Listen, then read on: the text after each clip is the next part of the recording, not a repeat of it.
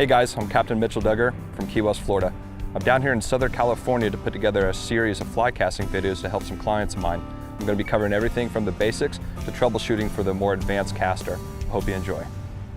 Let's go ahead and start working on carrying lines. So we're going to start working on our false cast now, okay? Let me see this rod from you real quick. The only difference here is now that we're going to be not trying to deliver the fly to the water in the forward cast, but try to keep it aloft, okay? This is going to help us getting into a little more of a rhythm, a little more of a canter, and eventually is going to move into our false casting. So same thing, exactly what we're doing before, line in the left hand, left foot slightly forward. We're going to have that forearm come to vertical place. We're going to stop tight with that wrist, with that rod tip right there.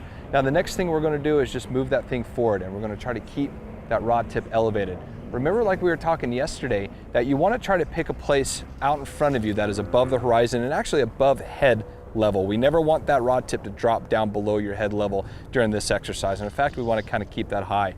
A lot of people will talk about 10 and 2, and anybody that's ever been around any kind of instructional DVD, film or book, you're going to hear about 10 and 2. And basically all that means is we're looking for a wedge that is equal on both the front and the back in your cast, okay? And that's all that is. That can be vertical right up over your shoulder, or it can be drawn down closer to the ground. So it's not necessarily, if somebody says keep your rod tip higher, it's not a physical distance as much as the acuteness of the angle as you're casting, okay?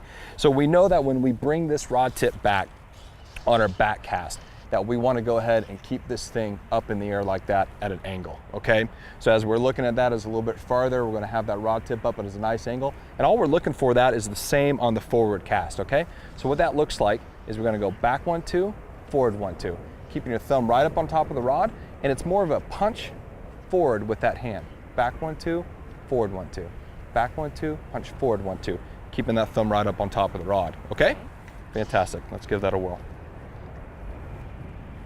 And remember on this one, you're going to have a tendency to want to speed up. Anytime that we do the next discipline on these building blocks, everybody has a tendency to try to hurry and rush through it. Remember, the whole point of practicing is practicing right, okay? So just take your time, make sure that you're nice and crisp, just like you have been doing, and then move that, accelerate that arm forward into a punch, okay? Do about 3 or 4 false casts, then set it down. Take time to kind of think about it, 3 or 4 more false casts, and then set it back down.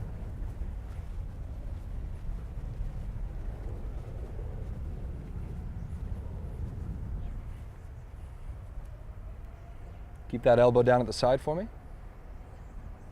Beautiful.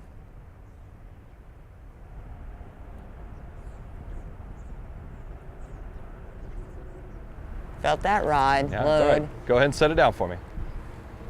I felt that. Just watch, you're having a tendency to really extend this arm up. So your casting is going from nice and tight to being out in here a little bit. We're going to do it together for a second, okay? We're going to keep this left elbow right down in here. So we're going to come back in this cast, back 1, 2, forward 1, 2. You can see right here, it's just a quick little acceleration and a punch forward. Back 1, 2, forward 1, 2. Elbow down here. Great. Back 1, 2, forward 1, 2. Go ahead and set it down. Good. When we're doing that, I think a lot of times, and we talked about this a little bit yesterday, is trying to take some of that human element out of it. I think, especially if maybe just a slight little bit of breeze, but everybody really wants to get that kind of whole arm in there. Yeah. Right now, all we're struggling with, it's just really hard to keep that thing down. And I don't want to strap it to my chin. Yeah, I really. Like I said, I've seen people do it before, like where you put like a phone book or something underneath your arm, and that is just so unnatural. Yeah. I mean, I get what they're trying to do, but I think if we just kind of work on that, and so just really on this next one, let's focus on keeping that elbow a little bit closer to your side. But I don't want you tense, you know what I mean? Like I don't want you sitting there thinking about it too much, but I want you to be nice and easy, but with that elbow down to your side.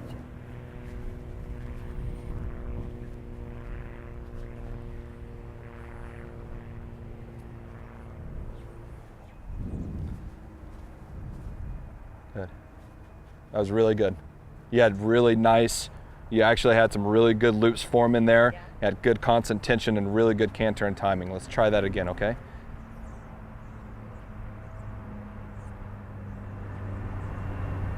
You can see she's doing a great job of keeping that rod tip high in both the forward and the back cast there, not allowing that rod tip to drop and keeping that fly line elevated.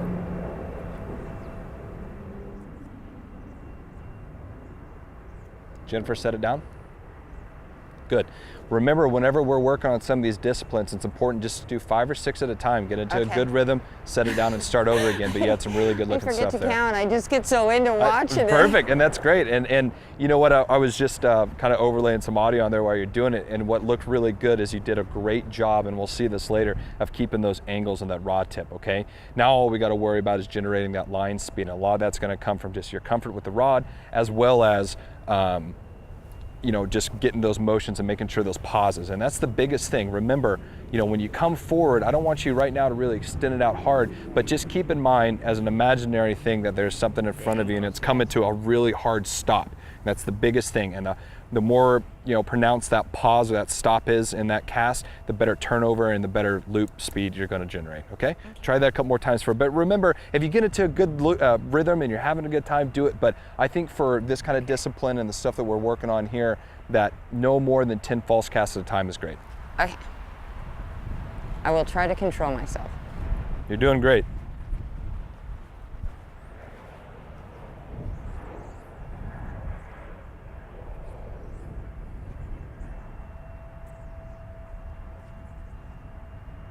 Cool.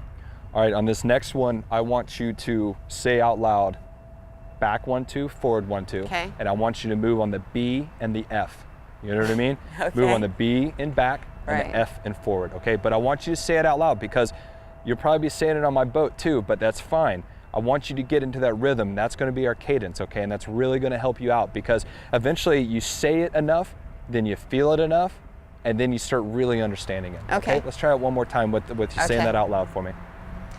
Back 1, 2, forward 1, 2. Back 1, 2, forward 1, 2. Rod tip higher in the back. 1, 2, forward 1, 2.